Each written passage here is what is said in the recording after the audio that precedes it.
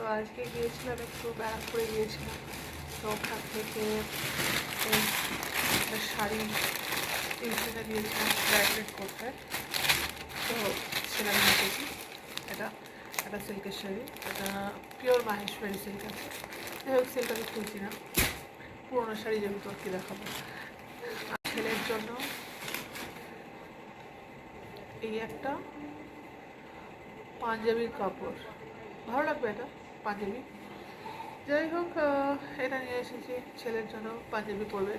দিদির জন্য লেহেঙ্গা বানিয়ে দিয়েছি। তো ছেলে বলছে যে আমার জন্য বানিয়ে দাও কিছু। তা আমি কোনোদিন ছেলের কিছু বানাইনি, ট্রাই করিনি। তো আমি ভাবলাম এটা ফার্স্ট টাইম আমার, দেখি ফার্স্ট টাইম অ্যাটেম্প করবো, দেখি কী হয় জিনিসটা। ও তার সঙ্গে ম্যাচিং করে আবার একটু সুতো আর এই ছোট্ট